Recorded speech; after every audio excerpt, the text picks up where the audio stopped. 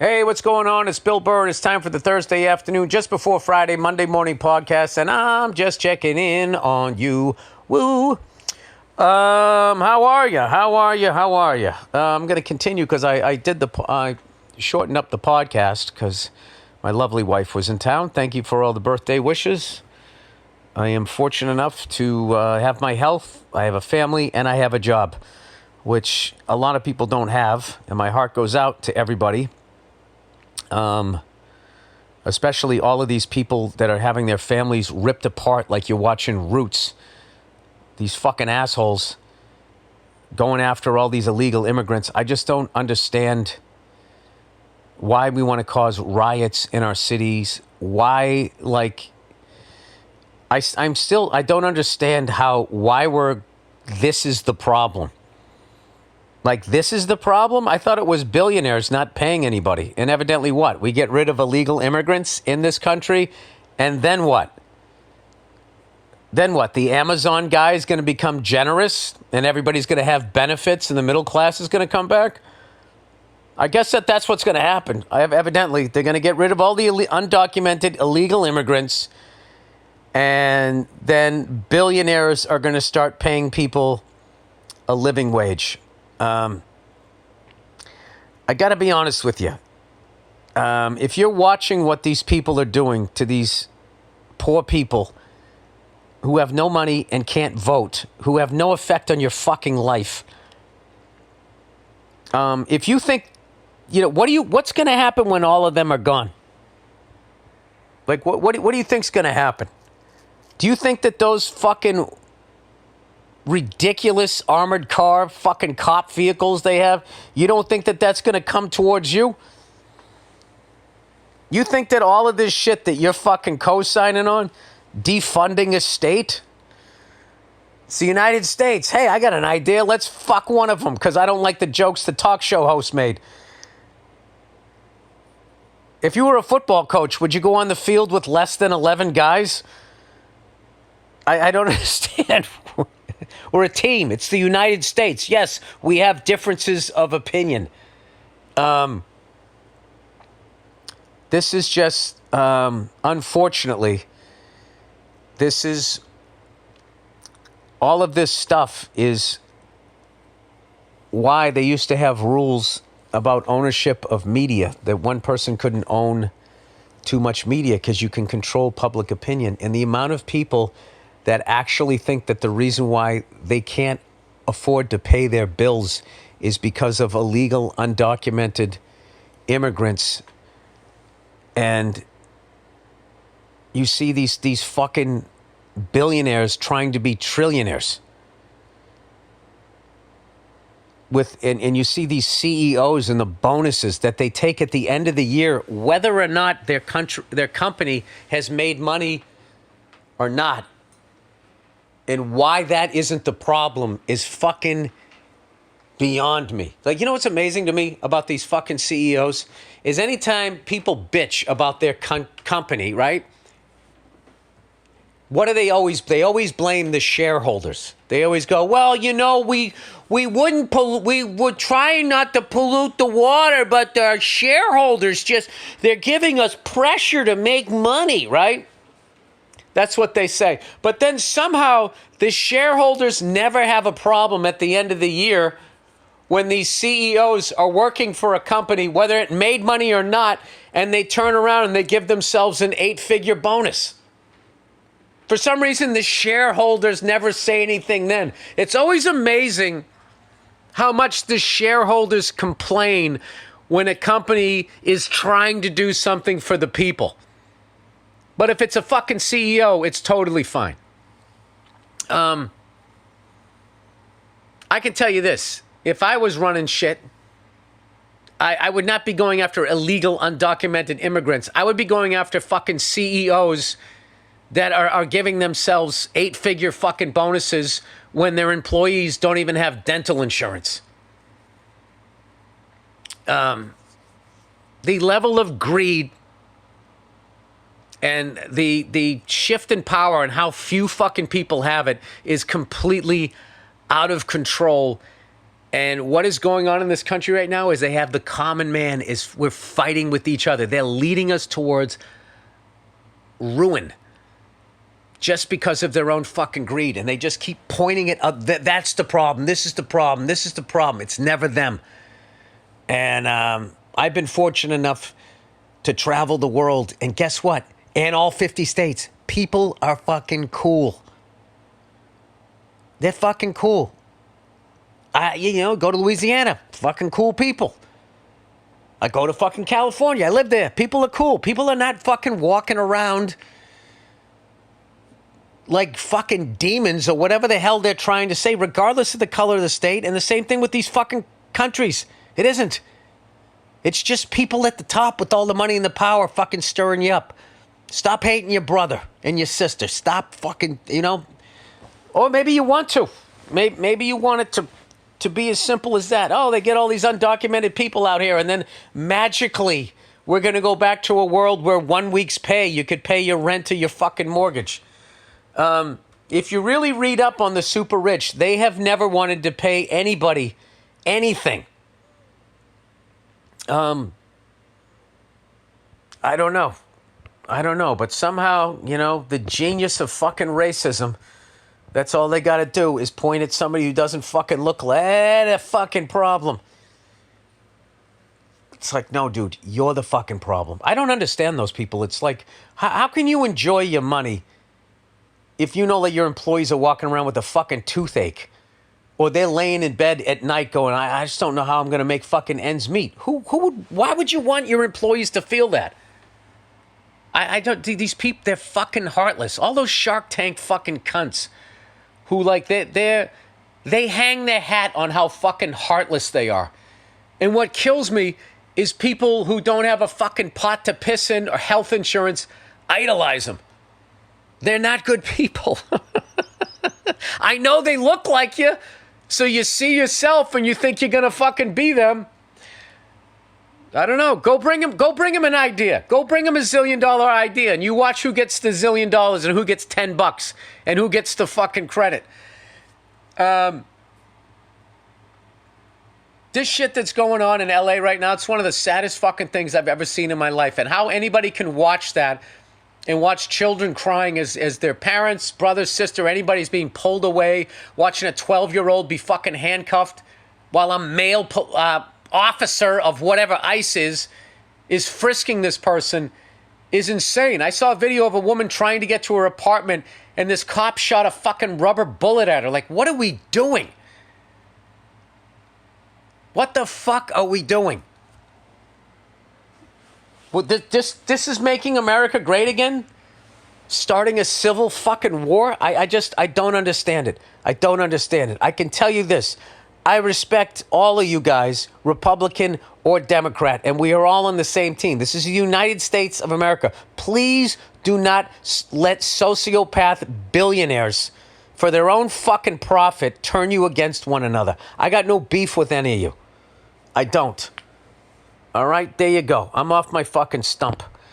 And with that, I got to go do another fucking show. So I'm going to be doing this in pieces. All right, I'll see you. Did another Glenn Gary and the Glenn Ross. 2 shows today. Glenn Gary and Glenn Ross. 20 more shows to go. Get your tickets now. Final date is January 28th. What the hell was I babbling about? Oh, yeah, illegal immigrants. From the people who poisoned your supplies comes, you know who the problem is? Illegal immigrants. Did they do that? Did the illegal immigrants poison your food supply and then partner up with the pharmaceutical fucking business to try to treat the ailments that they then created and infiltrated the FDA so they could pass all of this shit on both sides of the aisle, the food and the medicine? Are they the ones who did that? I don't know. I don't think so. All right, we got some questions left over from the podcast there that I did on Monday. I didn't get a chance to read these, so here we go. Glenn Gary says, "Hi, Bill. I was wondering if the play has been filmed and will be shown on any of the platforms. I wanted to see it live, but alas, the stars did not align. Thanks for your humor and the podcast. There is talks about possibly doing it. I don't know that it's going to happen. It's that's above my pay grade. It's being thrown around. We shall see. It could be fun. I don't know. You know, what would be cool about it is if they did film it. It's like that's how they did TV in the very beginning, way back in the 1950s. It was like you just did a play on TV. There was none of the recording them. They just went out and performed, and it was just broadcast. And I want to say that Desi Arnaz was the first one who taped his shows, and he kept the tapes. The network let him have it because they didn't understand the idea of reruns. So he was the first guy. And then they lost all that money because they gave it to Desi Arnaz and Lucille Ball, and then they never made that fucking deal again. That's how that shit works. Every once in a while, an artist will get the suits, and then the suits make sure that can never, ever fucking happen again. And then they also make sure that they set themselves up where they can just totally fuck the artist 20 ways to Sunday. That's how they set up every goddamn deal. But, you know, once they get these illegal immigrants out of this country, then, you know, people in those positions will no longer be screwing over artists. It's the number one thing we need to address right now in this country. All right, retroactive and or commentary. Bill, read an article on Screen Rant. That sounds like a happy place. Suggesting that your Star Wars character, Miggs Mayfeld, not being included as one of the snipers that participated in Andor's Gorman massacre was a missed opportunity to give an additional reason for the character's delusionment with the Empire beyond his involvement with Operation Cinder. All of that, that's a lot of stuff. My question is this. If Disney asked to use your likeness to digitally mask one of the unnamed snipers in that event, no lines, no shout-outs, just your face, that shows Miggs was there, would you let them? Oh, that's such a cute, innocent question. Do you think I own my likeness? They can do whatever the fuck they want as far as I know. I don't... You think I have any... Do you think Disney would call me up? Excuse me. The fucking contract... I'm surprised I didn't have to give them one of my kids. Yeah, you got to go take that up with the fucking mouse. I have no fucking idea. That's a very interesting question. That's a very interesting question. All right. Funny sailing story. Oh, my God. All right. Here, the tales from the sea. Hello, Billy Breadfruit. Oh, before we get into that, what about the fucking Florida Panthers? Losing in overtime, winning game 2 in overtime, and then coming back and giving them a fucking ass-kicking in game 3. I don't know what's going on right now. I forget if it's the NBA final or the NHL final. My lovely wife was in town, and I lost track of those series. But the Florida Panthers, man, they are a fucking unit.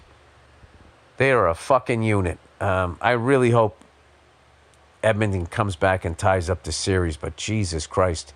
Being down in a series against Florida is like, I don't know, that is beyond skating uphill.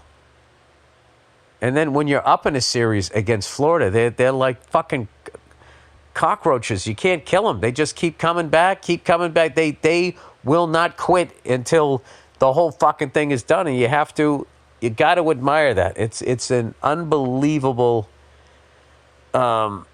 collection of players that were not satisfied with just winning. They won one. They've gone like 3 years in a row. They lost the first year, I want to say, to Vegas, and then they won last year, and now they're trying to go back to back. I mean, that's incredible. To still be playing with that level of heart. is very impressive. But they beat Edmonton last year. That's right, and now Edmonton is back. Oh man, we'll see. We'll see what happens. All right. Funny sailing story. Hey, Billy Breadfruit. A couple years ago, this really funny sailing story came up where a lesbian couple and two innocent dogs. Wait a second. Where a lesbian couple, parentheses, and two innocent dogs they held hostage tried to fake a survival story. They held the dogs hostage from who? Other dogs? Their dog family? How do you send a ransom note to a dog? I don't understand this. I don't understand this story at all. A couple years ago, this really funny sailing story came up where a lesbian couple, parentheses, and two innocent dogs they held hostage. Were they not their dogs? Tried to fake a survival story. I guess the plan was to write a book about it afterward and sell the rights to Hollywood. Well, I mean, somebody would have bought that idea. Two lesbians go on a fucking sailing trip. It's like Tom Hanks' Castaway meets the L Word with a couple of dogs. That's it. They would buy that. And it didn't go so well. All right. Long story short, they claimed a storm took them adrift. This is what they based everything on. And where everything, parentheses, on the boat allegedly broke during the storm. Mast, communications, etc. But the storm was made up. It wasn't in the weather logs. It didn't happen. Why didn't they just write the story? You don't have to go out and go fake the story. They're not in the business. They should have just wrote it rather than faked it. But wait a minute. Now they should make a movie about them faking a lesbian castaway movie. There's your movie. Now it's a comedy. It's like that fucking Eddie Murphy and Steve Martin movie. When he's like, awesome. Bowfinger. All right. Then they deliberately floated around in the sea for 6 months with no intention to jerry-rig some sort of solution. They stayed out at sea for 6 months? I mean, what they attempted to do, this is the movie. They had inconsistent bullshit answers for everything. You'd figure 6 months together they could get their story straight. How tiger sharks tried to eat up the boat in coordinated attacks. Oh my God. I would have a beer with this couple, but not two. Not two beers. If I still drank. I'd have a non-alcohol beer. Okay. And how that prevented them from blah, blah, blah. They apparently had distress beacons, but never used it. After 6 months, they got rescued, first by a Taiwanese fishing boat, but that was not the story ending they wanted and worked so hard for. So they claimed the Taiwanese guys tried to kill them. Oh, Jesus. Donald Trump. It's true. It's true. These Taiwanese fucking sailors. They're eating the lesbians and the dogs. So they claimed the Taiwanese guys tried to kill them. And they waited for the U.S. Navy ship instead. They must have had food on the boat for 6 months because they looked as fat and as happy as ever. Complete clowns. Hey, I mean, there's something funny about this shit, though. They didn't shower for fucking 6 months. But the worst part is how they abandoned their stupid boat in the ocean. That is not something you want floating around out there for no real reason. If you hit 50-foot ghost sailboat during bad weather or in the dark, and you do that because two idiots tried to fabricate a story, not good. Oh, yeah, there you go. They did a Matt Lauer interview. Very funny stuff. Worth a watch if you think I'm making this crap up. All right, cheers. Good luck with that car model. I mean, them just faking all of that's a fucking movie right there, isn't it? It's at least a fucking Netflix series. I don't know. I was entertained. Wildly entertaining, progressive tale. You call it the Lion Lesbians.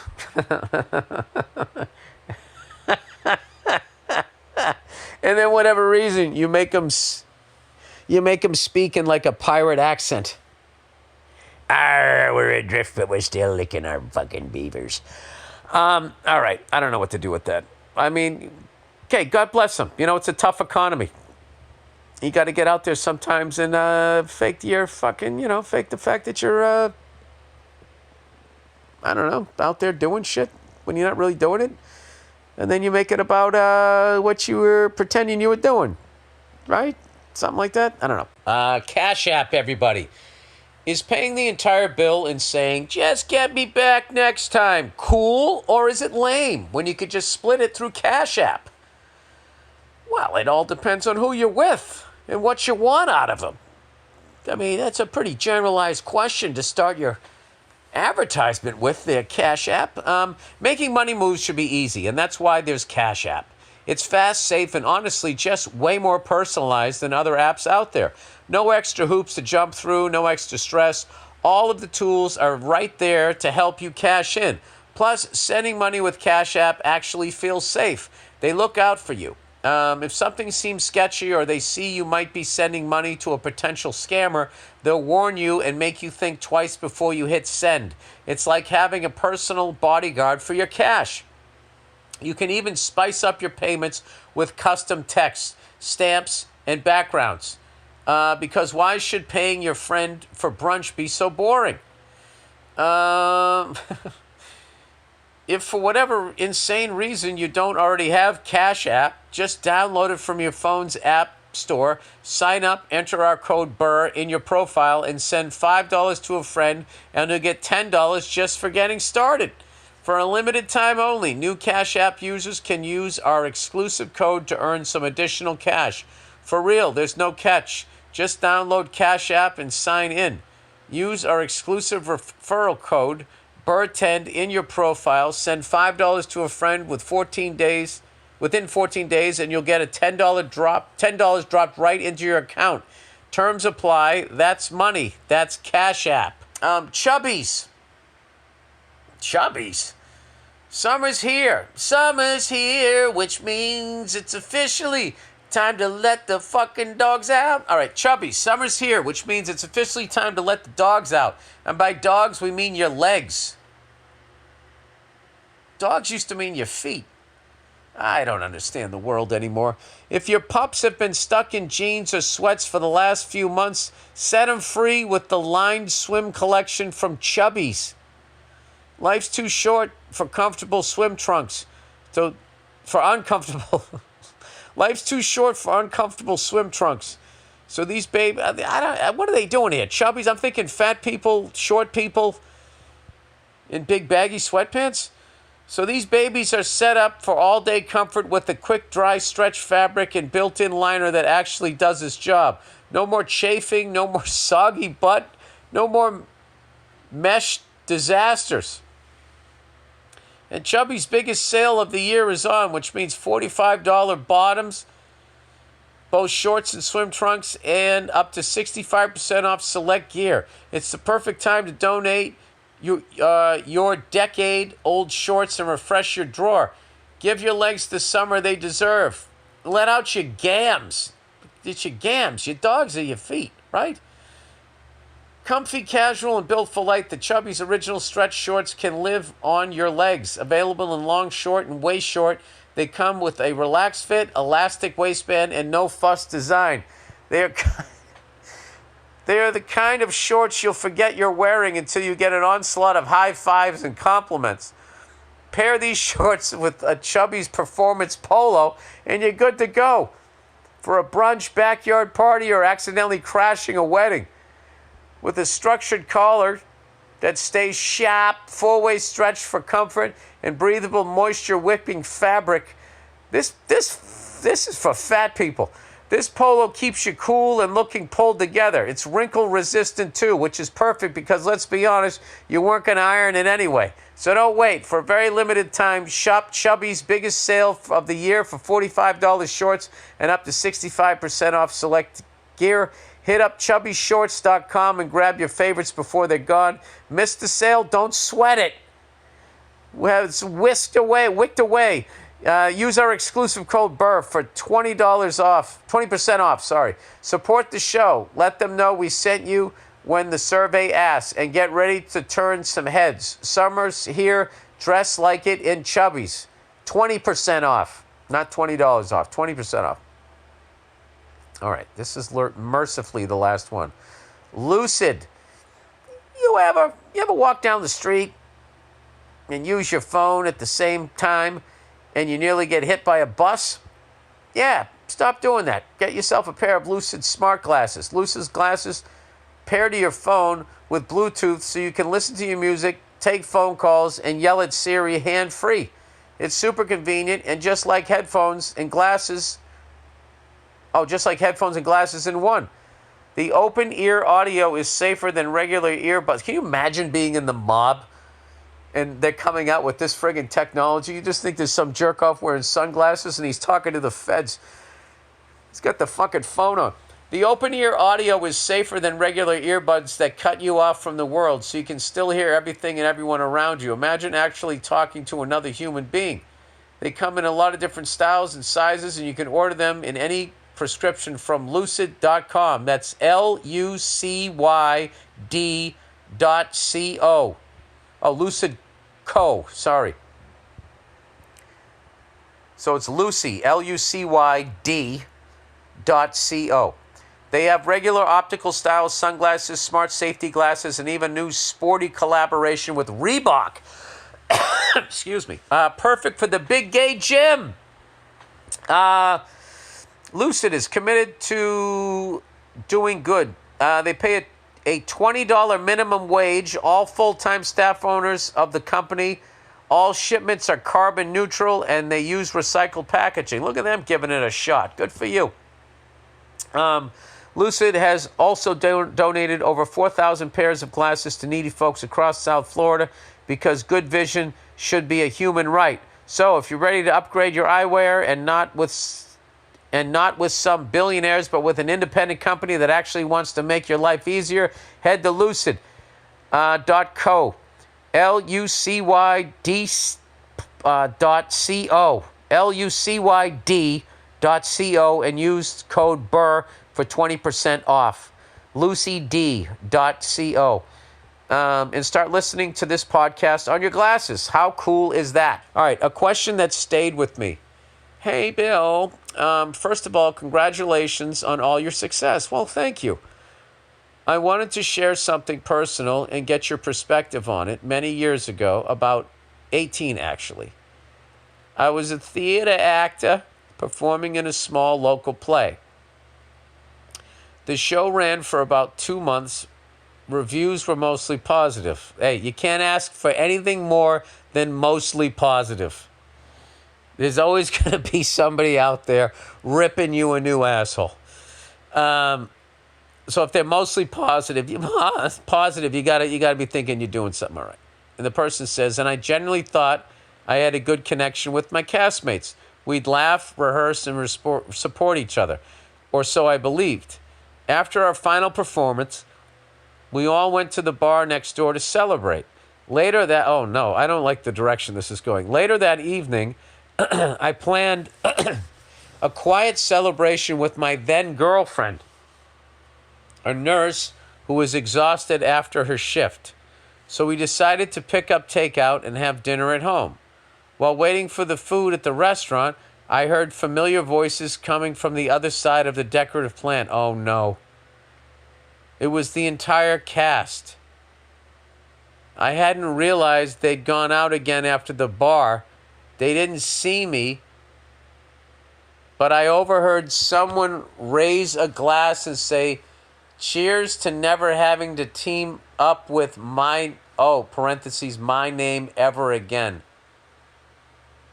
The rest laughed and echoed things like finally and oh my God, yes. Holy shit, dude. Oh my God. Like, I would have been... That's like one of the most humiliating things I've ever heard. He said, I was stunned. I genuinely thought we were all close. The moment hurt deeply. Dude, that like hurt me to read that. Did your girlfriend hear it too? Oh my God. I quietly grabbed my order and left without saying a word. That night stuck with me for a long time. Well, why wouldn't it? Holy shit. Well, what the fuck were you doing? 50,000 Elvis fans can't be wrong. No, I'm fucking with you. That is crazy. All right, eventually, I stepped away from acting and moved into motion graphic design, which I truly enjoyed, and at least until AI replaces me. I guess my question is, if something like that happened to you, if you overheard your peers from Glengarry Glen Ross saying something harsh behind your back, would you confront them on their hypocrisy or just quietly slip away and cry on the ride home like I did? Thanks for taking the time to read this. Warmly, go fuck yourself. If I was young, I would have quietly slipped away and cried on the ride home. I don't know if I would have cried, but I would have been fucking humiliated, and that would never have left me. Ever. I mean, dude, that's like an episode. Like if they're going out of their way to write an episode about something sad that happened, and they just keep getting notes in the script. You got to raise the stakes. We got to keep people. This got to be more compelling. Like, what are the fucking odds you would go there? Not only did they go to another bar and they didn't tell you, they're talking about you, and then they toast that they don't have to... That is fucking horrific. What I would do at my age,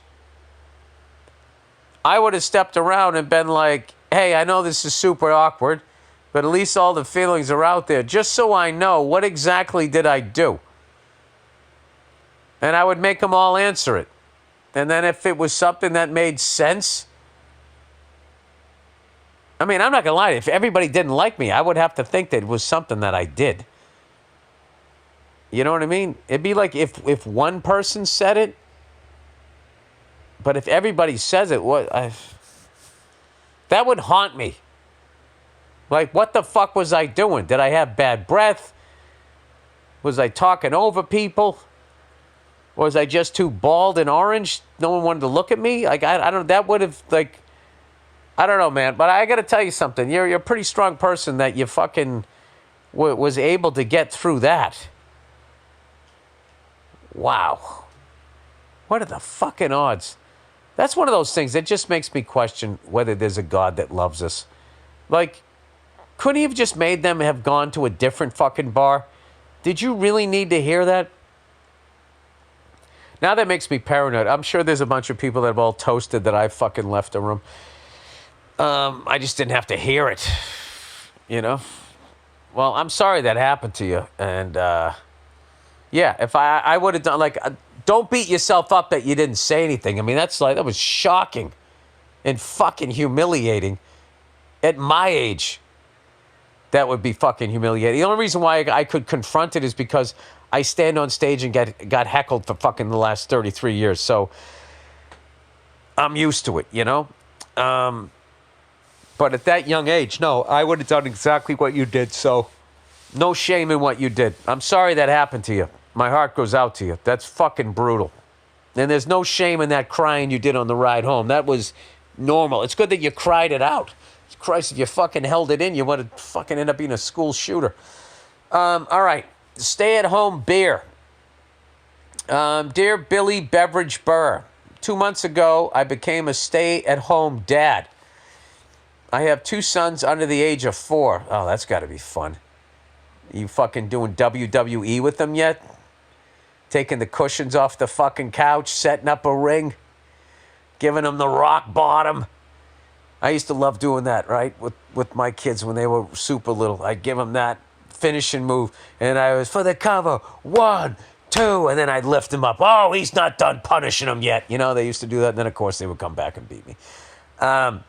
Anyway, especially because they don't go to school yet. They need looking after, yeah, especially because they don't go to school yet. Sorry, I'm yawning. It's the end of the night here. So instead of bringing the boys to daycare, me and the wife went over the budget, and we decided we could do without my paycheck. If we just leave the wasteful decadence we've grown accustomed to. I told my boss to shove it. Oh, Jesus, I guess you're not coming back. But here's the thing.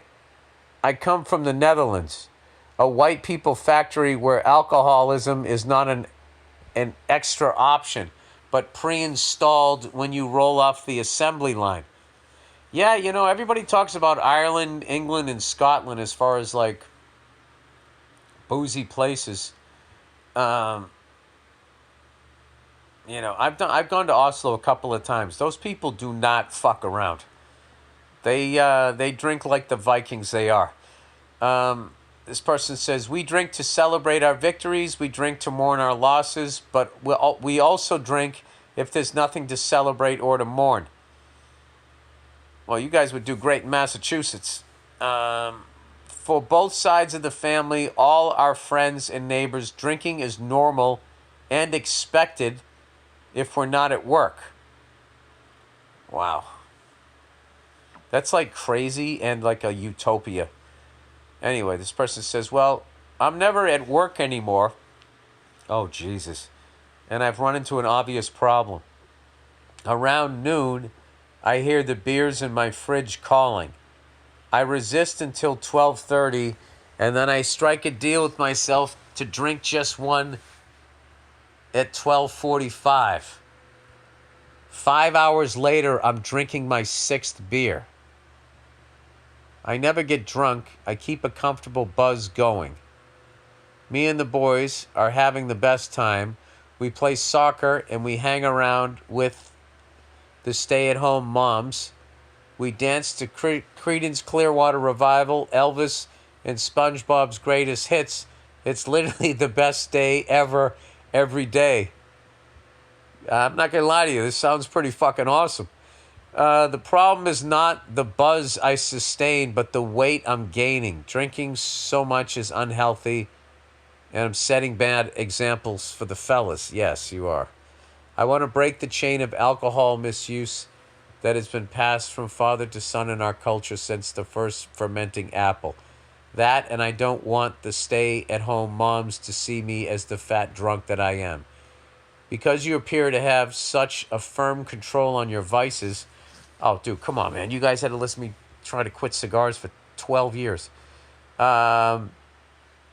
You'd be the guy to ask for advice. How do I keep myself from drinking when every day is a holiday? Thanks, and go love yourself. You know what I would do? I would talk to your wife. I would just say, just tell her what you're doing, and it's out of control, and you want to stop, and you need help. And just say that, you know, I don't want to fail you as a husband. I don't want to fail them as a father. I don't want to, like, you know, destroy my body and die decades earlier than I would have. And I would reach out to her, and then I would go get some help. You know?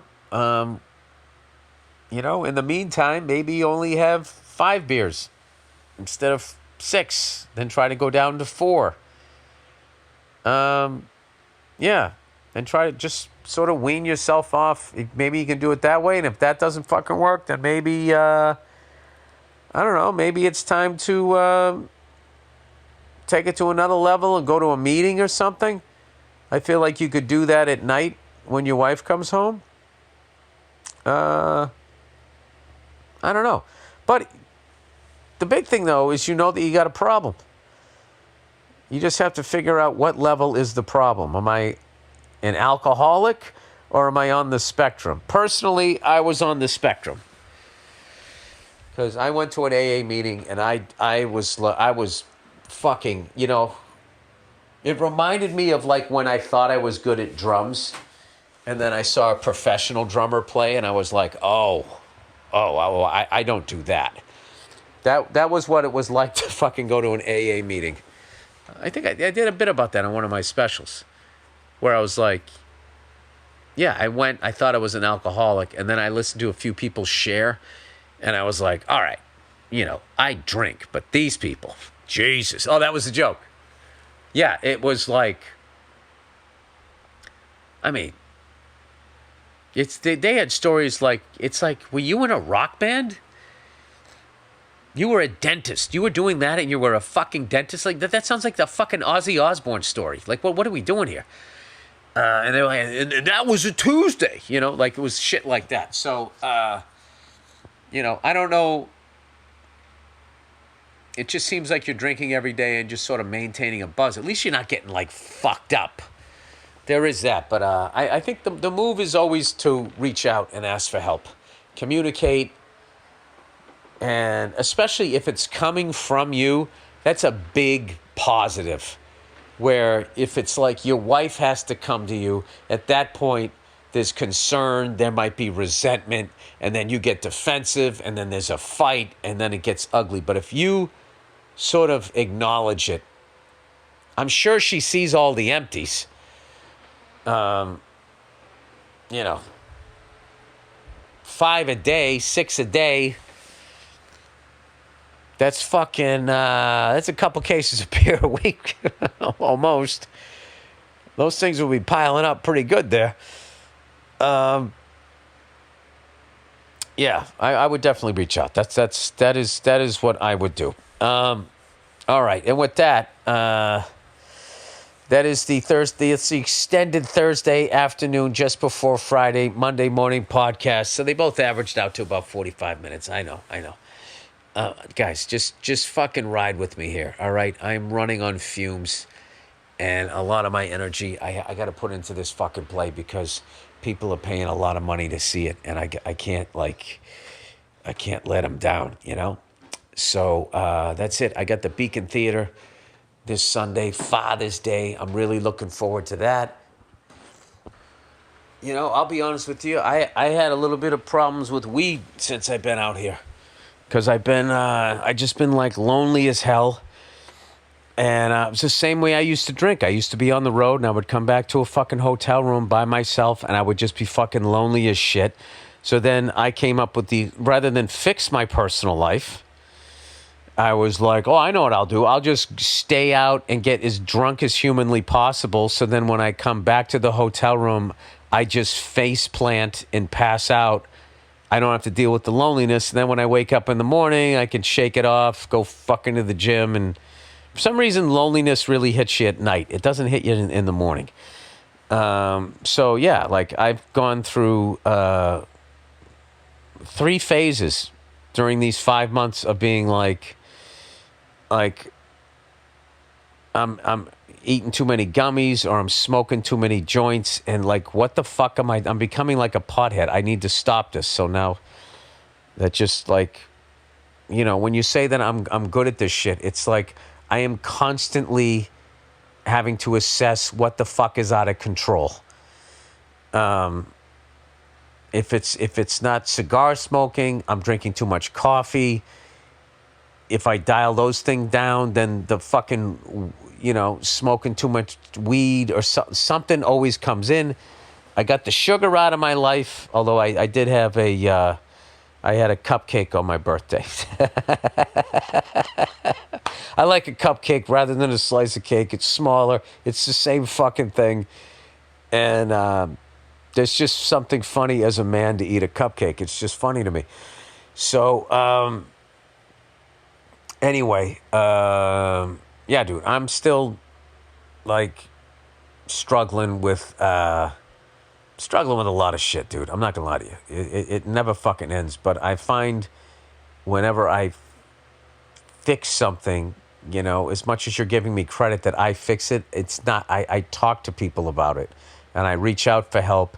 They help me, and then like, what's good is if you say it out loud, and how I'm wired is if I say it out loud, it becomes real.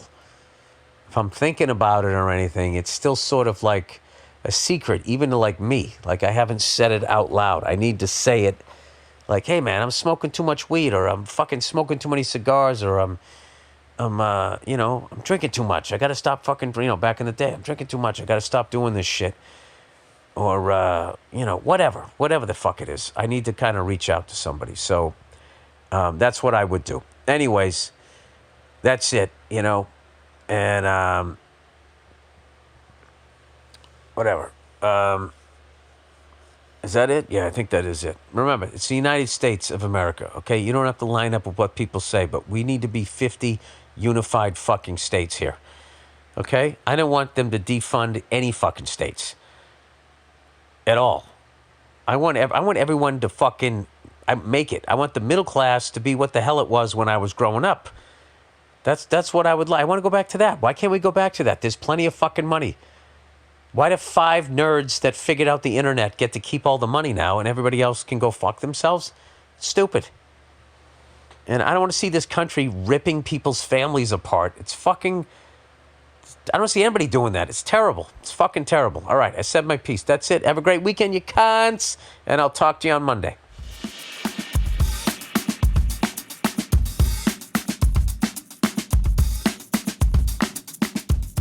Hey, what's going on? It's Bill Burr, and it's time for the Monday Morning Podcast for Monday, June 12th, 2017. What's going on? How are you? And I know what you're thinking. Yeah, you're probably saying, what do you mean it's time for the Monday Morning Podcast? Bill, it's so late. What the fuck? Hey, it's late this week. What are you? You're never late? You never had you show up and your wife's like, where were you? We were waiting. Well, it's all cold now. And you want to look at her the way Vince McMahon looked at that guy in the sports show and go, oh, fucking slap a piece of paper out of her hand. But you can't because all your relatives are there watching. So then you got to sit there and make excuses.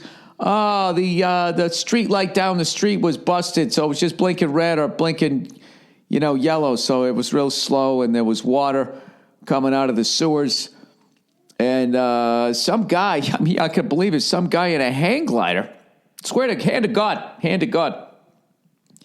He got blown off course, and he landed right on the side of the supermarket.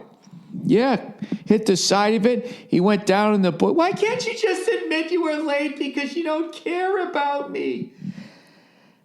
All right, it's not that I don't care about you. It's just I just don't give a shit about this. And I thought maybe if I showed up a little later, then it'd be less minutes I'd have to spend at this. Are you saying you don't like my relatives? Yes. No, I'm kidding. You know what I'm saying. God forbid any of my relatives listen to this. I like all my relatives. I got lucky. I came from a cool family, and I married into a cool family. You know what I mean? So there you go. Now, am I just covering my bases? Nobody knows. Why can't I get the fucking internet here? You know why? Because I spend $9 million. I'm like this. Do you know I still have cable? I have a dish, whatever, and I get all the packages. And I know at this point you have these cord cutters. They just cut the cord, and they're saying fuck network TV, fuck 60 Minutes, fuck all of that shit. I guess it's all just going to end up on the computer, and just every TV show is going to have an app, or every network is going to have an app. And within the app will be all the shows. I'm sure that already exists because I know there's HBO Hot Take or Online or Streaming Now, whatever the fuck it's called, SummerSlam, Showtime SummerSlam, whatever the fuck they're calling it. So I'm old school. And the reason why I'm old school, it's not because I'm down to earth, man. It's because I do not want to waste 1 second of my fucking life trying to figure out how the new shit works. All right? That's the reason. I've always bought cars, and I drive them for a decade. I just keep changing the fucking oil. That's what I do. The only reason why I went from the Prius to the Jag is just because my daughter was coming. And I was just like, I better buy a cool car before she gets here or I'm going to be fucked. And I never bought myself a cool car because, I don't know, I've always been a frugal son of a bitch. You know? I didn't want that stupid fuck. You know, when I was, you drive down the street with your whole fucking cool-ass car and everybody turn around looking at you. I like blending in the background. You know, leave me alone. Dive bar guard, not VIP. Not down there at the fucking sushi restaurant where all the fucking cunts hang out with the cameras. You know? Whatever that fucking show is. So, anyways, you know, I had like a really bad cab driver back from LAX. I take cabs because I'm not downloading that fucking app onto my phone and then you track me and see where the fuck I am. Those Uber cunts. All right? Fuck them. So, yeah, I just take the taxi. So I get in the cab and we're driving. He goes, how do you want to go? I go, let's take the fucking highways, right? It's the middle of the day here. So, you know, I always peek out the window as we come into land to see what the old fluoro fizzy looks like. And so whatever, we get on the goddamn thing. And I notice the guy's not in the HOV lane. I'm like, buddy, there's two of us here. We are the world. We're thinking locally and acting globally, right? This is Greenpeace here. We have two people in a car. We get to use the diamond lane. And he's like, oh, no, I don't have the fucking, he didn't have the easy pass thing, whatever it is. And I'm like, how come we don't have that? And he goes, well, it costs money. In his accent. It costs money. Yeah, but this is your job is driving people around, you asshole. If you had that thing, you could get people to and from where they're going, and you could pick up more people. Right? You could make more money. So I'm in the back, you know, big Hollywood phony, getting all grumpy. Oh, look at Bill. Oh, look at him. He's getting in a taxi cab. He didn't forget where he came from. 2 seconds later, I'm fucking bitching out this fucking poor old bastard in my own passive-aggressive way. Just mumbling in the back seat. How the fuck do you not have the fucking thing? This is what the fuck? I mean, this is on me. You should have said that as you pulled up or whatever, right? So then he just had no instincts, you know. We go to get off our exit, you know, onto another fucking highway. So there's the long line that all the shitheads wait in, and then there's the Ray Liotta line, right? Fuck you, pay me. Going in through the kitchen. People who work 9 to 5, that was for schnooks, right? We didn't ask for anything we wanted. We just took it. And then when it was all said and done, you bust the joint out, right? You take that fucking, you go around everybody like you're still going straight. In the last second, you put on your right-hand directional. You get in, somebody beeps at you. Who gives a shit? And there you are. All right? Those are basic skills that a cab driver should have. And he gets in to the fucking soccer mom line. And I'm just like, this guy is the worst. And I was just like, you know what? He's an old man. He drives a cab, Bill. Okay? Who gives a fuck? So then I just said, you know what? Who gives a fuck? So then he goes, which way do you want me to go? Which highway? I go, does it even matter at this point? It's like you're going to sit in the longest, I didn't say this part, you're going to sit in the longest line. You don't have the fucking HOV thing. I mean, you want to just pull over and get some lunch? I mean, I don't know where the fuck we're going here. So anyways, we get up to my house. He goes, how you paying? I say credit card. So he takes my credit card, and he does the whole thing, reaching through the little fucking divider window there. And then he hits no tip. And I go, dude, why'd you hit no tip? He goes, no, I don't have the thing. He goes, I deserve to be punished. That's what he said. And I said, Jesus Christ, I'm not taking it to that level. I was upset a half an hour. I'm going to fucking tip you. He goes, no, I don't deserve it, blah, blah, blah. And I go, don't fuck. That just made me sad. Don't ever say that. So I ended up giving him $20 cash. And he's all fucking being like, oh, I'll get you change. I don't want the change. You win. Is this how you do it? Maybe that's his scam. He doesn't have the thing. And then in the end, he fucking just puts his head down and goes, oh, I don't deserve a tip. And then a fucking softy goes, no, yes, you do. And then he gets $20 tip, even though he stunk at what he was doing. And he still doesn't have to pay for the thing. I think, you know what? I think I got scammed. I think I fell for it. I think I bought a a VCR, and they open it up and there's just a brick in the box. Remember that one? That was the old scam back in the 80s. Hey, kid, you want a VCR? $50. You fucking hand it to you and you run away with the box. You open it up, there was a brick in there. Brilliant fucking scam. Because even if they ask to open up the box, you know what's in there. So all you got to do is if they go to open it, you just grab the brick before they do and you smash him over the head. Then you take everything in his wallet. Sort of fail-safe, Unless the guy's bigger than you. Then as he goes to open it, you just go, cops, cops, cops. And you grab the box and you get the fuck out of there.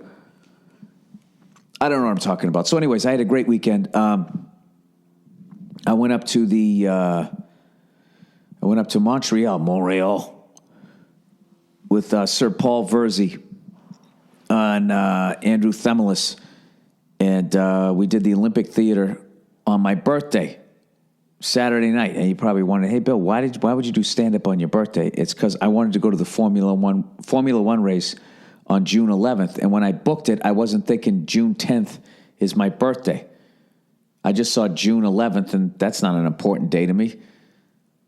That's how dumb I am. It didn't dawn on me that my birthday was the fucking day before. So anyways, I go up there, and I go out, and when Andrew brought me up, he goes, keep it going for the birthday, boy. And he brought me out, and the crowd sang me happy birthday. It was awesome. Had a fun show. I get off stage, and I walk down to the green room, and some people from Just for Laughs were there, and they had got me this unbelievable cured meat from someplace with bread, and they had all like the, what's that kids movie? Where the cars talk. What is that? Is it called Cars? I don't know. I'm new to the kid game. Whatever. So they had those all up there like I was a 5-year-old. And then my lady had sent me up a bottle of Johnny Walker Blue, which is funny because I was trying to be Billy No Fun, and I was telling her how great I felt not drinking and getting 8 hours sleep. And I'm talking to her on my birthday, and she goes, you ought to have a couple tonight. You have a couple tonight. And I was like, Nia, why do you always do this to me? I'm trying to do the right thing. I'm trying to go to bed early, and you're always like, Bill, you're not an alcoholic. Stop being so dramatic, And then I realized, it's because she got me the Johnny Walker Blue. So I called her up, and then we had a good laugh about that. So I had a little shot of that before I did the second show. And then the second show, at the end of that, Verzi and Themelis brought out a cake with candles on it and shit, and everyone was singing happy birthday again. It's a 1,400-seater. I had 2,800 people, unless people didn't like my act towards the end, sing me happy birthday. It was one of the best birthdays I've ever had. So I'm an asshole. I go to blow out the candles, and I go, I got to make a wish. And I'm in Montreal. I go, I wish for a Bruins Stanley Cup championship next year. And they're all like, bah. What was funny, though, was their reaction made me laugh, and I blew out part of the candles without the rest of them. So I guess we're not winning next year. But I really want to thank everybody that came out. I had such a fucking great time, both shows. And that really is one of the great cities that I've ever been to. I love that place. I wish I had more time to spend there, but I kind of flew up, and I was just tired from that whole week of running around, running my yap, promoting the show. So I just sort of went into the fetal position before the show. I didn't even get to walk around and see anything. Then I did the 2 shows, and then I went right back to bed. Went right to bed and got 8 hours sleep, and then woke up and went to my first Formula One race, which I have to tell you, lived up to the hype. I don't even know where to begin as far as like going out to just seeing this event that I don't even know what, like a year and a half ago, I sort of knew the sport existed. I mean, I knew about it, but I wasn't, doing all this shit of being, watching every single race. So now to finally show up, with that going on was like, I don't know how to explain it. Like the cars, just seeing the cars alone was like seeing a celebrity to me. Like, oh, that's a Ferrari. That's the Mercedes team. Oh, there's the Fuchsia, the Force India team. It was It was just an incredible experience. We get there, we park, then you take a little boat over, and I don't know, it was crazy. The guy who does all the wrap-up shit, the interviews and everything before and after, Will Buxton, he came out to the show. He was telling us you got to come down to the pit area, whatever the fuck they call it. I forget what the fuck they call it, but we had these sick-ass passes, and we had just under Illuminati-level seats, Every time you think you're in the best place you could watch it, you find out there's another more air-conditioned area with even older, manicured-looking dudes with younger, hotter-looking chicks. Every time you think you're at the final level of Dante's Inferno, there's another fucking level. It's incredible. There was one other level above where the hell we were at, and that's where the guys look like, what Celine Dion's husband used to look like. That guy. I mean, he was a bald dude. He basically looked like Rob Reiner, but he was the fucking shapeshifter, like lizard level, one of those guys that always dresses all in white. Like, he's a bald dude, but even like just the shit he had left on the side, you're like, that's like a fucking $1,000 haircut. His beard was like perfectly manicured. You know what I mean? Those guys who's like their whole wardrobe is like linen. And they walk around like in Christ clothes. They're always on the French Riviera. They're always in a fucking yacht. They got private jets. And then there's always some meerkat-looking chick sitting next to them that's like fucking like, 21, 22. And you're like, oh my God. Did you pull up in your fucking World Cup sailboat, go into a town and just walk up to these broke people who just, genetic, they hit the lottery, genetics, and had this beautiful girl and you just took her away? The open-toed fucking sandals. I remember that guy, Celine Dion's husband. I just remember he not only was he bald, but his head was perfectly tanned, so it didn't even look bad. And then he just had this angelic white hair on the side. Same thing with like his beard. It was a different kind of white.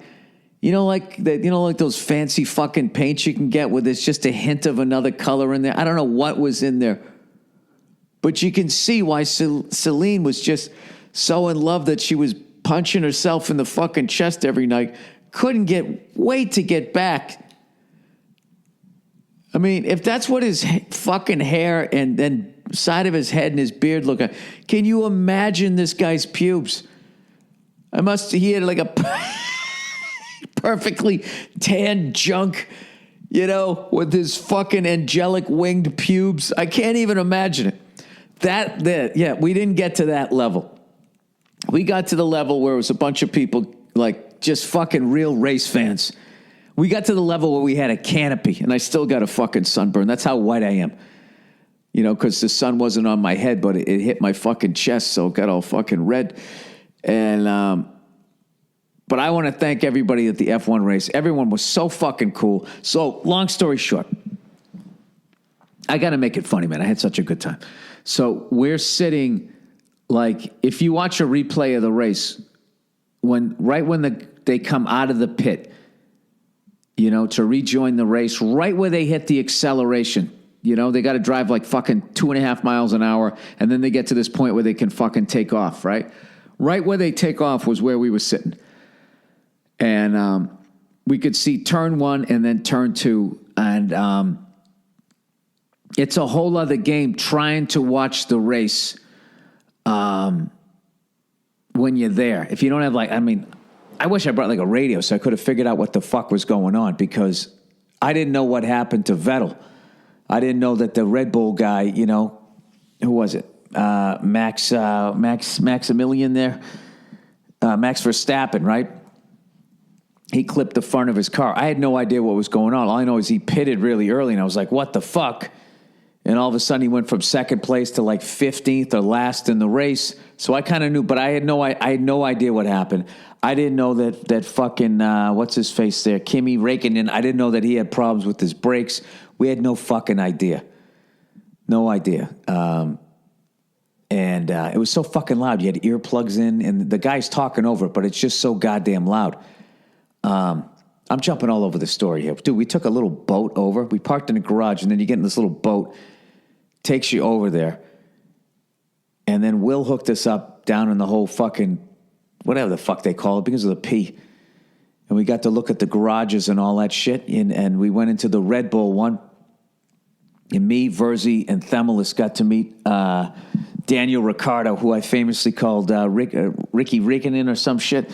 Daniel Ricciardo, nicest fucking guy ever. And by the way, I want to be in the shape of an F1 driver. This guy's a fucking ridiculous. This guy was like, I don't know, he's like 5'11", so he's got me by an inch or so. He was probably 30 pounds lighter than me.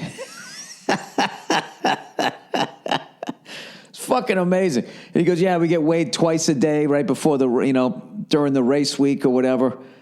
And was joking about some fucking broccoli thing, that drink he just drank, and how much weight they lose when they're in the car and all that type of stuff. I really want to thank Red Bull Racing for how cool and nice they were and everything. They were kind of the exact opposite of this fucking cunt we met from the Ferrari team. Granted, it was after the race, and I thought one of the guys was cool. He was really, really nice. But the first guy we met was a cunt, but I think he thought we were being cunts because I didn't understand. I knew that Ferrari was having a nightmare of a day, but I didn't realize the level. I mean, I thought it was still cool that, Vettel was able to work his way back up to the field. I was kind of paying attention to him. I wasn't paying attention to Kimi. So when I went down there, I didn't know what to say. The guy was like, after the race, all those Ferrari guys are like smoking cigarettes too. It's fucking hilarious. All tanned up, fucking smoking cigarettes. And I just walked up and I was just like, hey man, is it okay if Verzi gets a picture with you? Because he wanted a picture with somebody from Ferrari. He's half Sicilian, So the guy's he's like, yeah. And I said, hey, good race today. You guys, at least you got by the Forced India guys. And his face just dropped. And I swear to God, in his face, I understood the entire history and the pressure of working on Ferrari. Like, he just looked at us. He didn't say anything.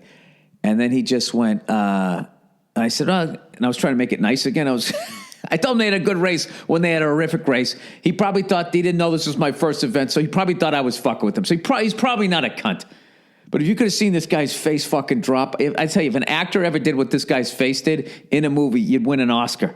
And now Verzi's got to stand next to him, and Verzi can read people better than me. He's half Sicilian, half Greek. It's fucking over, right? So he feels uncomfortable. So I'm trying to make it nice, going like, all right, this is going to be a legendary picture, whatever. And then he goes, no. And he takes the picture, and then the guy who I thought it was a cunt, but probably thought we were a cunt, he goes, no, you just missed the legend go by. I'm like, oh, he goes, Vettel. Vettel just walked by. We're like, really? Where'd he go? He goes, he went right in there. And we believed him. And then Andrew figured out later that he was just fucking with us. And then we met somebody else in the Ferrari team, who was really nice. But anyways, it was just an amazing fucking time. I don't even know. I don't know. I don't know how to do it justice. It was too much to try to put all into one. I guess I started at the fucking middle and then went back to the beginning, and then I went to the end of the fucking race. Just know in the end, we were sitting outside of Lewis Hamilton's garage, after everybody left, and there was all these fans there, and they introduced the whole team. The crowd goes crazy. Like, racing's really big with the fans. Like, they do all this extra stuff. They're great. So then they would chant Lewis's name, and Lewis comes out again with another bottle of champagne. He sprays it on his team and then sort of whipped around in our direction, and we actually got hit with the champagne from Lewis Hamilton. That's how fucking close we were. So I don't know how to ever top that experience, but I'd like to say again, thank you to everybody who, Bruce Hills and all those guys from Just for Laughs for hooking us up we had a great time, and yeah, I don't know what to tell you. But I kind of realized just going through talking to everybody in like the garages and shit, just how it's like Mercedes won't give Red Bull. They try to buy an engine, I guess, from Mercedes, and they're like, yeah, no, we're not giving you that. Basically because Daniel Ricciardo's too good of a fucking driver. We don't need that competition. However, they will sell it to other fucking teams. Like I think Force India, they gave them, but it's not the same Mercedes engine that they have. It's really fucking weird. Like, it's like, all right, we'll sell an engine to a team that we know we can beat so we can make the money and help pay for the fucking team, but we're not going to give it to a good team. But I don't get how, like, Red Bull, when what's his face, Vettel was driving for it, won like fucking 3 in a row, 4 in a row, and nobody could catch him. It's like, what the fuck happened to Red Bull's engine over the last 4 years? You know? I don't know. I got my fucking program here. And I hope I'm not boring you guys to shit. I'm going to get off this quickly because I know that for me to start talking about driving for fucking 20 goddamn... Well, that taxi was a nice mainstream story, wasn't it? Doesn't that count for anything, you fucking assholes? No, if I look up the Mercedes team, they've only been around since 2010. Now, I know Mercedes has been racing cars since the 1950s. Like, I don't get how the Ferrari team's been around since 1950. Is this like some AMG shit? I'm going to have to look up the history of these teams because I found it fascinating. Because after a while, I was like, you know what? I'm not going to root for Mercedes and fucking... I'm not going to join this sport and then root for the fucking Yankees or Red Sox. I mean, that's too easy, right? So I kind of like... I like Red Bull and I like fucking Force India. Just because I had a great time when I did that gig in Mumbai, and the comedians over there were fucking hilarious, breaking balls and stuff.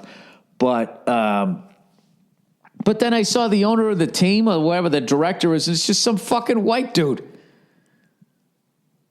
Force India, is there like a fucking Aziz-looking dude anywhere in there that's fucking, you know, you figure with a name like that, there's got to be an Indian dude.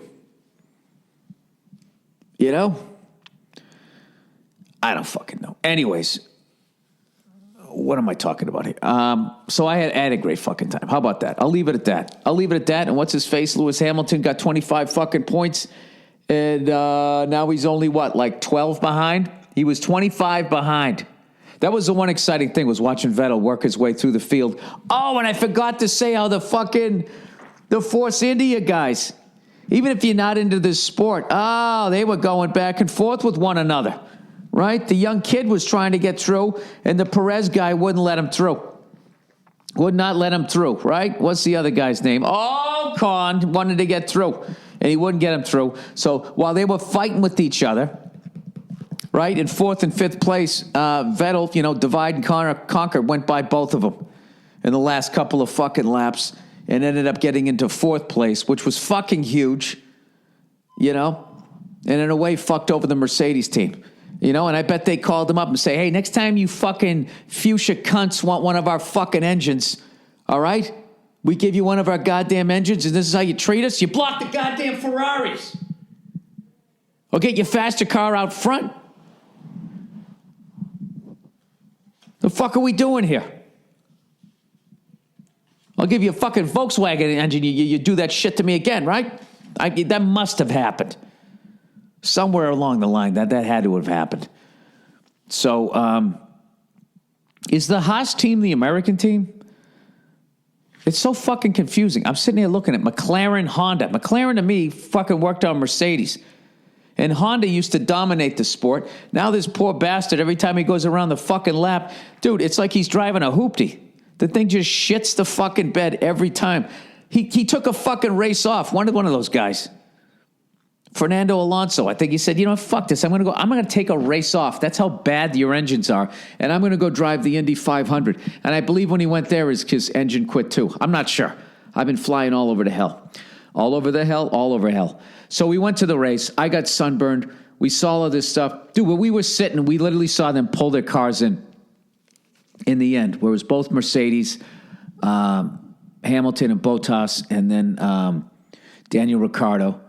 We saw them all shake hands. They walked up the stairs, and then we saw them, on the podium. We were like to the side, By the way, that fucking trophy that you get for winning that race, Jesus Christ. And that's one of the worst fucking trophies I've ever seen in my life. I think it's just the Canadian maple leaf. They just sort of have it elevated with all this stuff, but it's just such a bland. They should make it like gold or something with the red outline of Canada. You know what I mean? Red and white for Canada, and then you put a bunch of gold in there. You shine it up a little bit. Jesus Christ, Canada, did all your imagination go into the Stanley Cup? I don't know. I was really disappointed with it. You know what's funny? Was the one that Lewis Hamilton got was bad enough. The one that Daniel Ricciardo got, I swear to God, he's probably using to prop open some door in his house. That's how bad. I got to look this thing up. I really have to. I got to trash this fucking thing. The fuck is it? Come on, Bill. Can you believe that cab driver? I deserve to be punished. I mean, that's the kind of mindset. That's how you end up driving a fucking cab at 70 years of age. And he's probably an immigrant, and people are fucking racist, and they probably never got an opportunity. I mean, that's another thing, Bill. That always can happen too, All right, fair enough. Hey, fair enough, Who knows? All right. Montreal, no, Canada, Canada Grand Prix. You know who's enjoying me talking about this right now is Nashville Predator fans. Because the last thing, maybe it looks a little bit better. It's got a little gold in there. Yeah, it's just sitting on like rebar. It's just no imagination. I mean, could you at least put like a red outline around the gold? Could you do something to fucking dress this up? I swear to God, if there's some fucked up reason I ever won that race, I don't know. I got so into this game, this fucking sport, and I somehow lost 90 pounds so I could actually not be causing the car to lose. And I somehow beat Lewis Hamilton and Vettel in a non-Mercedes, non-Ferrari engine car. If they brought that trophy out to me, and I just lost fucking 5 pounds, pissing myself as I'm driving around the goddamn track, I just would be like, yeah, you keep that thing. You keep it. Why don't you go back and finish making that trophy, and then I'll accept it. I'm sure that wouldn't cause any international incident. Speaking of an international incident, what the fuck? The Nashville Predators. Oh, the dreaded. I lost sight of the puck and blew the whistle. Welcome, Nashville Predator fans. Welcome. You guys are now officially been baptized as hockey fans. Okay? Up until now, you were expansion hockey fans. I didn't respect you, even with your chants, even with Smashville, even how far you've come. I could not fully accept you as fans of the National Hockey League until I saw your team in a Stanley Cup final score a goal, but the ref lost sight of the puck and it's waved off. Now you've earned your stripes. Now you have a ref that you hate, Now you got someone people are going to send letters to and fucking make death threats and all, the people who take it too fucking seriously. Can you imagine that poor fucking referee? Listen to that Nashville Predator fan somehow figuring out his phone number. Yeah, buddy, let me tell you what, you fucking French motherfucker. If I ever catch you in Tennessee again, I swear to God. I swear to God, buddy. I got some farming equipment. I'll figure out how to unrust it just to run you over with that after I shoot you in the fucking face. I can't imagine the threats that he's getting. I shouldn't even talk about it. It's probably not even funny. Unbelievable. Unfucking believable. But I told you guys. I fucking told you. I picked the Penguins. I don't know, somewhere around the first round. I was like, I don't know, these guys look, I don't see anybody stopping them. I just didn't see anybody. That's right. No, once the Blackhawks got knocked out, I was just like, yeah, fuck that. It's over. They're going to win. And then I lost faith with them, with their goaltending towards the end of the Ottawa series, and they proved me wrong. And then there was that game. Game 4. that the Predators won, but that fucking look on Crosby's face when he scored that goal and he didn't put his hands up like I scored a goal. He put them out to the side, gathering his fucking teammates in. Like, that's one, like, total fucking business look on his face. And congratulations to the Penguins. You fucking non-flying dirty birds. You did it again. That's Crosby's third. That's Malkin's third. They now have one more than the fucking great duo of Mario Lemieux and Jaromir Jagr. So that's really saying something. And they got 5. They got fucking 5. I don't want to start anything, but they almost have twice as many as the fucking Flyers. Twice as many as the Flyers. Philadelphia, are you going to sit there? You going to take that shit? You're going to have to during the offseason. Same way I do as a Bruin fan. I believe we have 6 Stanley Cups, but we've been around since like Charles Lindbergh. So that's different. Although the Penguins have been around for 50 years already. Just like that. Who would have thought? Anyways, let's talk about old Billy No Fun. No Fun Billy, what's the deal? No Fun Billy. So after telling you I was going to have no fun, it was my birthday. I was in Montreal. But even then, I didn't go fucking nuts. Like the last night, we went to my favorite cigar bar up in Montreal. We went to Stogie's, and I had a couple of fucking Grey Goose, even though I like Belvedere. Grey Goose is the Pepsi of vodka. You know what I mean? I always like Coke because Coke had the bite. Give you a little fucking right there, Fred. Oh, speaking of that, what about cold lotion? Cold lotion of the week would have to be the Nashville Predators scored a legal goal and the guy lost the fucking sight of the puck. That is NHL referee cold lotion right there. That's exactly what the fuck that was. But yeah, so I'm not a big Grey Goose fan. I feel like, much like that cab driver that feels like he should be punished, I feel like when I'm drinking that I should be feeling the effects of what I'm doing to my body. I don't want it watered down. You got to drink the gas. I like Belvedere. It's got a little more of a kick to it. Although I'm not a big vodka guy. So I had that. I fucking smoked a cigar after the race. 10:30, old Freckles was in bed. Okay, so when my alarm went off at 5:30 in the morning for my early flight to get back to my lovely wife and daughter, I was fine. I was packed. I was ready to fucking go. Everything was fine. And, but now it's official. Now I'm back. And it's just like, my big thing this year as a 49-year-old is 8 hours sleep. I got to do it. Because as much as I like going out and partying and doing all that shit, nothing at my age feels better than fucking 8 hours sleep. So I'm hoping that I can latch onto this lifestyle and have that be my new fucking drug. 8 hours sleep. Yeah, I got to do it. I don't know how to drink recreationally. I got to be honest with you. I just don't. If I'm doing it, I'm fucking doing it. It's like I got into F1. Now look at me. I'm spending half the fucking podcast probably driving you guys up the goddamn wall talking about this shit. And now, I went to my first race. I'm going to the one in Austin. And then immediately I just go, well, that's 2 down out of 20. If I do 2 a year, in 10 years, I can fucking go to all of them. Sometimes that works for me. Sometimes it doesn't. It works for me as far as like trying to succeed in life because I just get into something and I fucking do it. And next thing you know, I cross the finish line. But, when you apply that same sort of philosophy to drinking, it doesn't work. It's all about after you have the drink, if you have the water afterwards and you sort of sober yourself back up again, I don't know.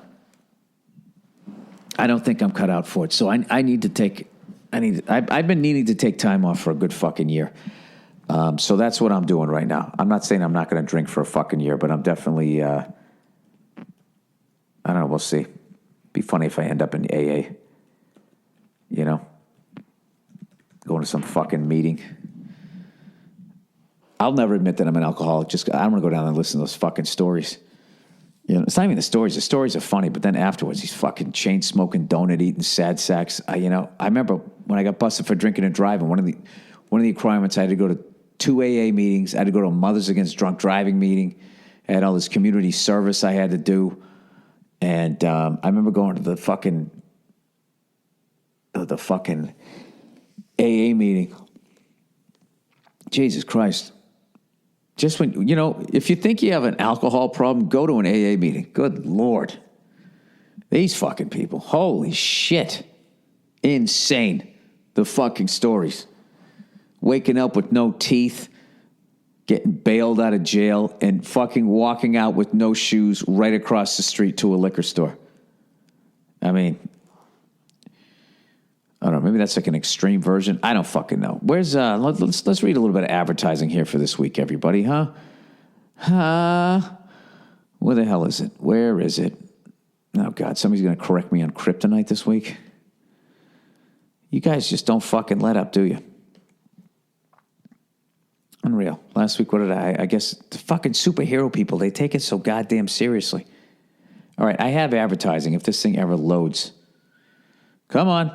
Load it up. I never even finished talking about the cable shit. I watch, I pay so much fucking money for the internet and I pay so much fucking money for cable and this shit doesn't work. The F1 race didn't even record. It started to record and then it was just that shaking commercial that you can't fast forward past because I wanted to see what happened at the beginning of the race. And then you know what? I went online and just found it. So maybe that's what I need to do. I have no idea. And I didn't even bring up the fucking Cavaliers. Holy shit, what a game. What a fucking game. 48 first quarter points, 86 points in the first half. Unfucking believable. And it took them halfway through the fourth quarter. That's how little competition there is. But you know something? I think when that little fucking fella there, the guy who shoots the three-pointers, who's probably a foot taller than me, but he looks like a little fella on the NBA court, when he fucking pretended to take a shit, that was one of the most classless things I've ever seen. He pretends to take a shit and then runs up the court, wipes his ass, and then wipes it on the Cavalier logo, and then afterwards like, yeah, I was in the moment. I don't remember what I did. Get the fuck out of here. Get the fuck out of here. You don't remember what you did. You know exactly what you did. You fucking mimed shitting on the floor. I don't know. Why? I got to hit pause. I got to hit pause to open this fucking thing. All right, I'm back. Just went out in the kitchen. I just saw my dinner. Salmon. Salad with salmon. Oh, God. Fucking salmon. You know what's the tragedy about salmon is how many salmon get killed a year. And people don't even appreciate it. It's like tuna minus the personality. It's just like a fucking... I was joking with Keith Robinson about that. We went out to dinner. He was in, the fish option. One of it was just salmon. And he's just like, Jesus Christ. It's like, yeah, salmon is a fucking middle act. It's a fucking terminal feature of the fishing world. All right. So the Cavs are playing tonight. Oh my God, dude. Can you imagine if they fucking win this one? Then they're going back to Cleveland. This is how quickly it can turn around. This is how fast it can fucking turn around. It would be amazing. I haven't enjoyed a fucking game in a long time like that. I was at a bar, of course. Who's kidding who? I haven't been Billy No Fun. I've been Billy Less Fun. Today I start Billy No Fun.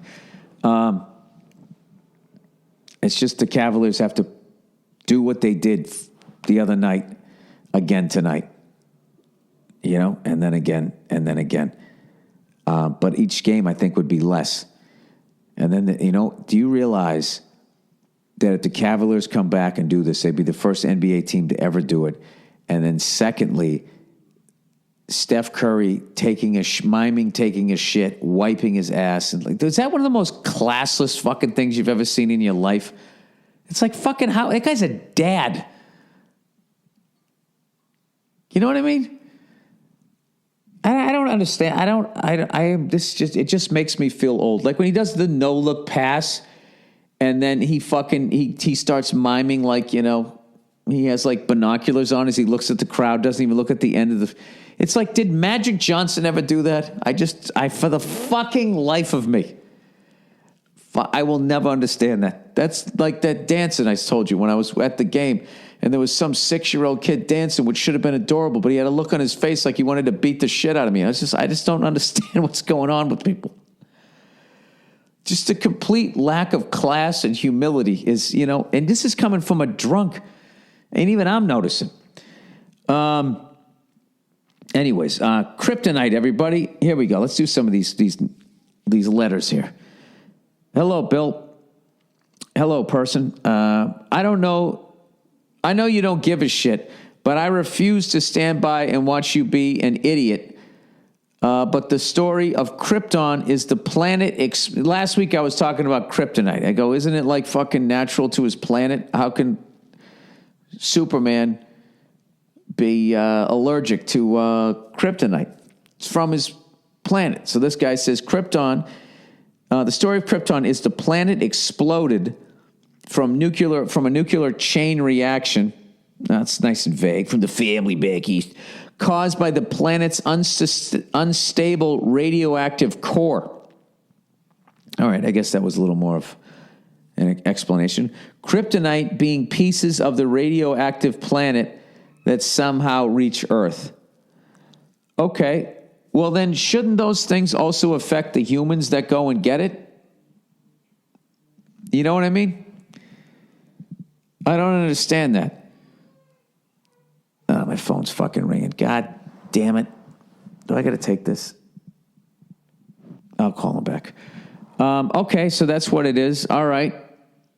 So if I somehow got off Earth and I went to Krypton and the Earth exploded, they would then be Earth tonite, and then Superman could sit right next to that radioactive rock. I know at some point you'd be like, Bill, can you just fucking play along? Can you just play? You know why I'm not playing along? Because this guy said, I can't watch you be an idiot. Watch me be an idiot like kryptonite is an actual thing.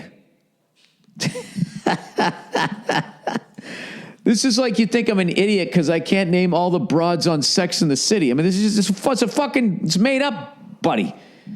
All right? Sorry, I don't know the origins of kryptonite. What has that gotten you in life? Huh? Other than a girlfriend with a retainer in her 30s. All right, sex, everybody. I think that people should be slower to jump into bed. Friendship and respect go a long way. Please have Nia and yourself encourage young people to respect each other more before sex. Listen, I don't give public service announcements. I mean, I just complain about shit. Look, if you want to go out and get fucking laid, go out and get laid.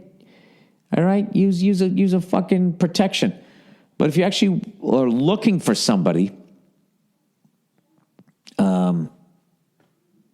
to have more than that, then, I think, something, I am so emotionally shut down. I can't even speak on this. I don't know how I lucked out into meeting Nia. It just fucking happened. All right, but okay. I just love that somebody like this actually wrote in. This is very conservative. This is really interesting. I think that people should be slower to jump into bed. Friendship and respect go a long way.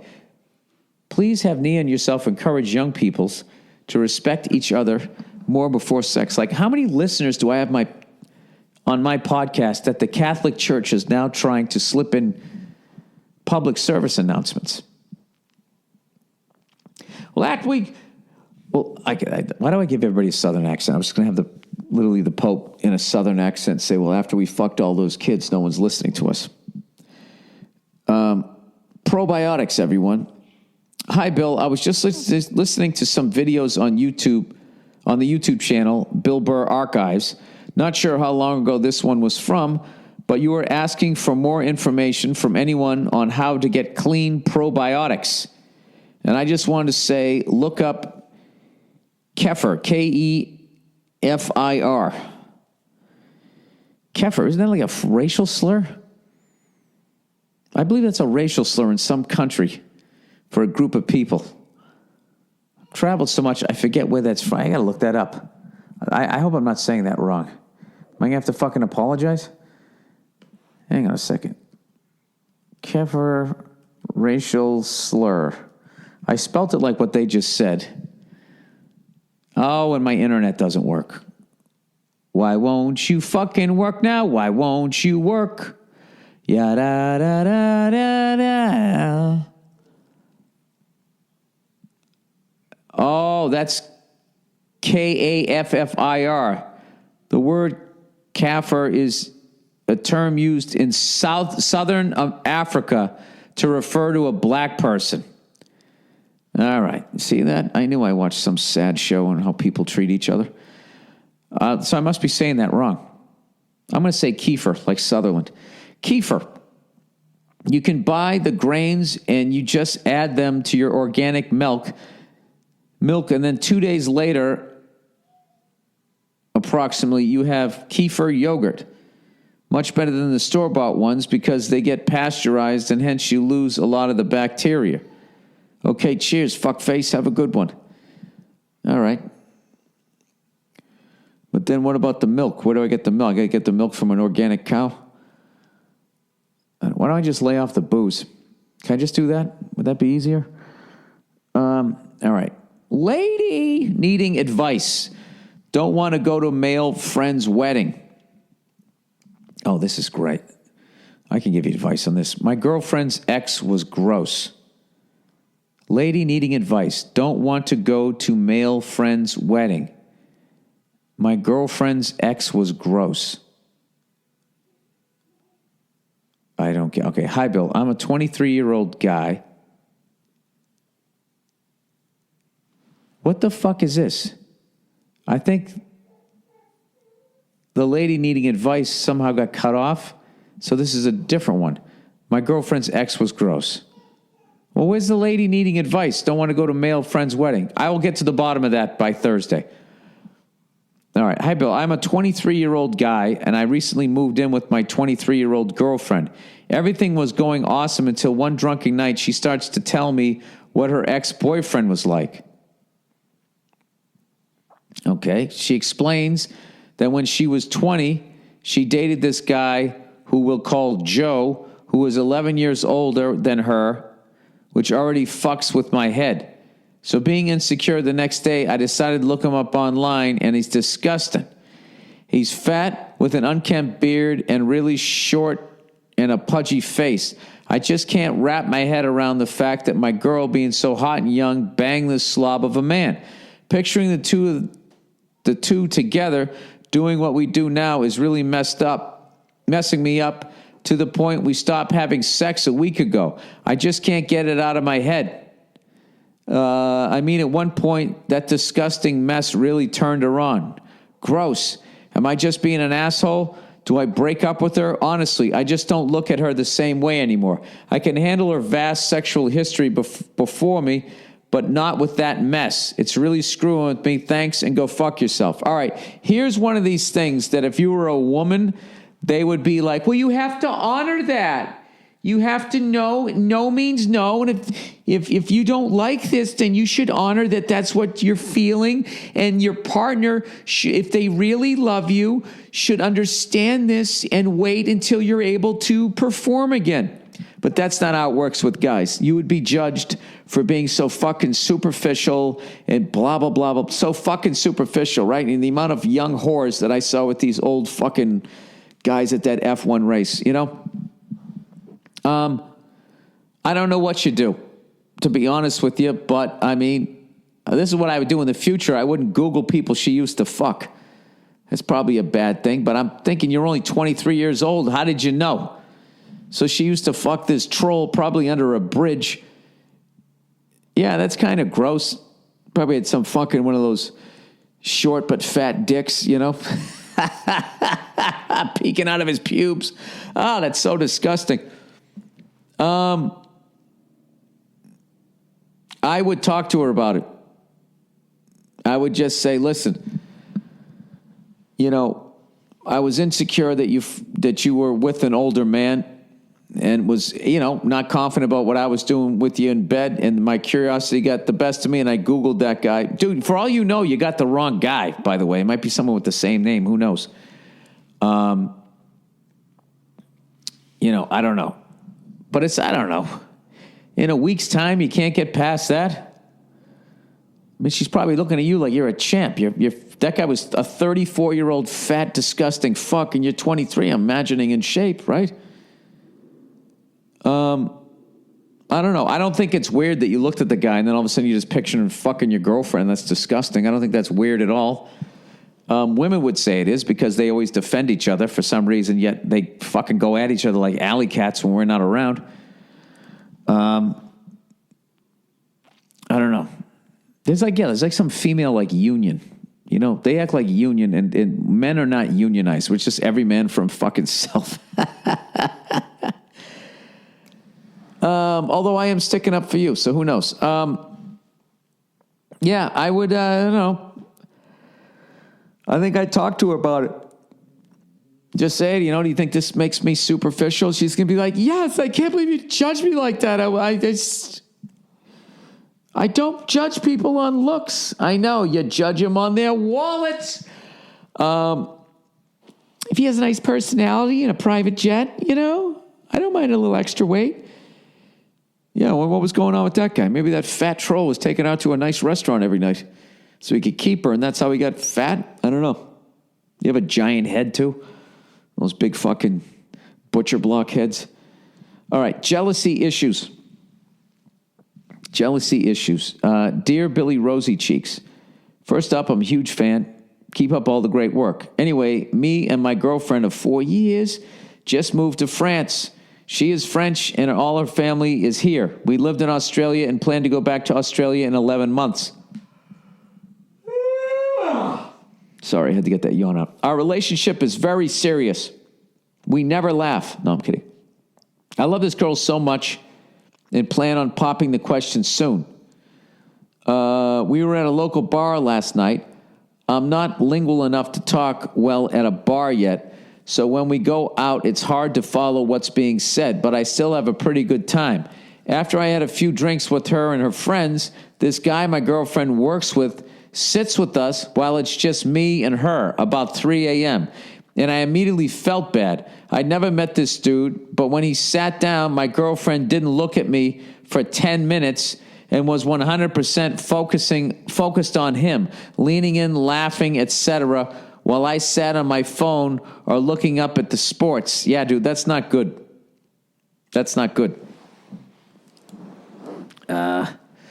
Repeat, that is not good. I couldn't understand what they were talking about, and there wasn't a way I could be a part of it. I didn't like the way this guy was looking at me as well, twice during the time. After 10 minutes, she strugglingly puts her hand on my knee, and after 5 more minutes, I tell her we should leave. I say goodbye to her friends and walk outside. I smoke a cigarette and wait a bit longer, go back inside, and she is still at the bar with this guy, paying her bill.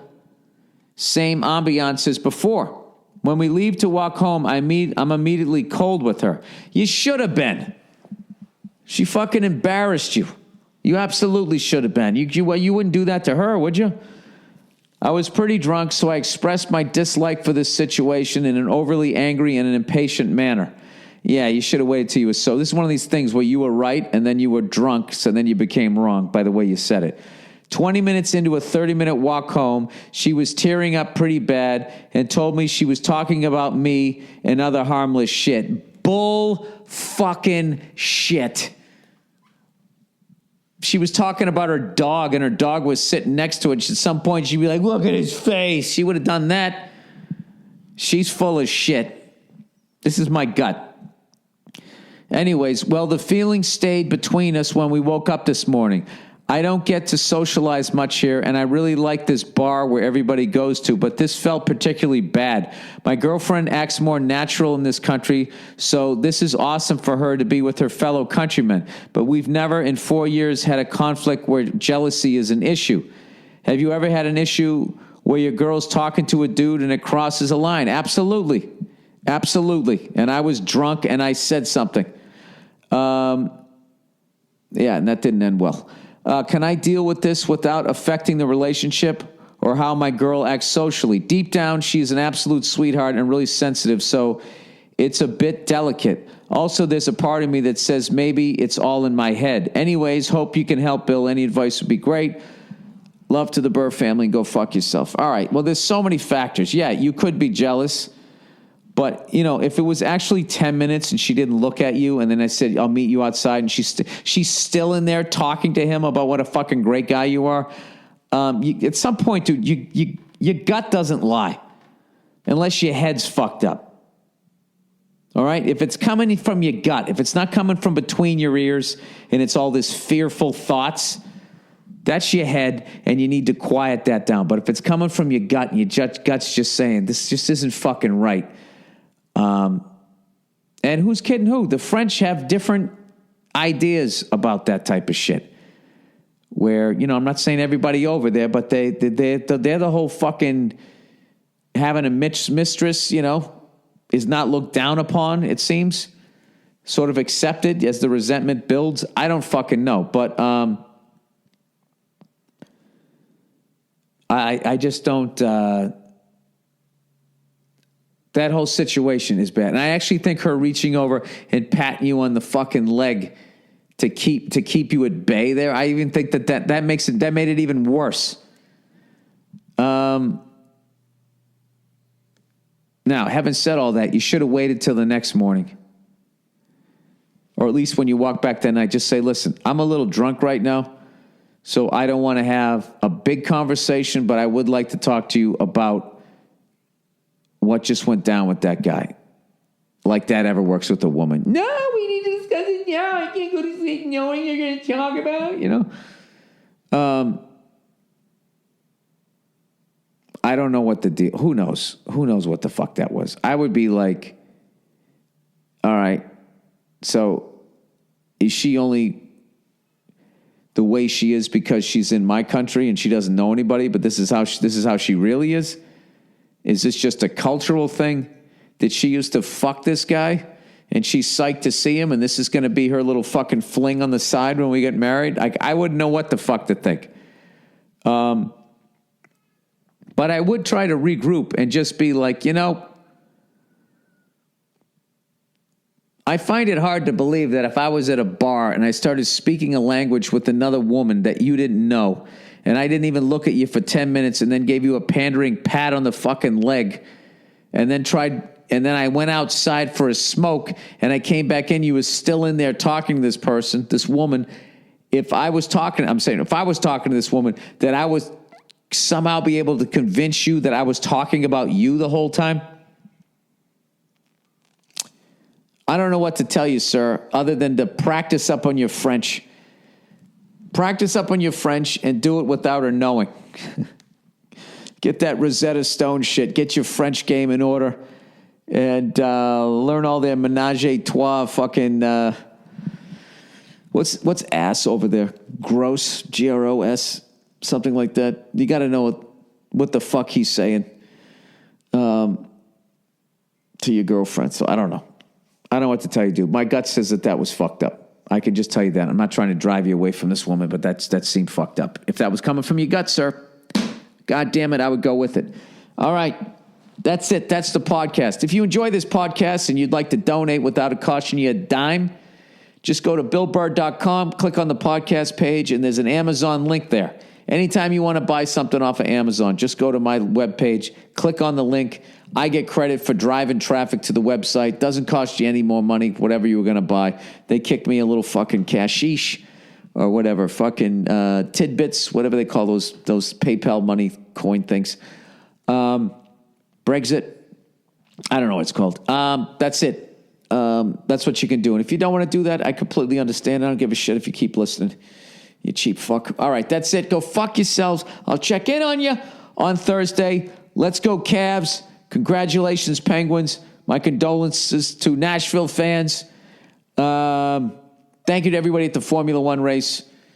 And I can't wait to watch the next race. I don't even know where the hell it's at.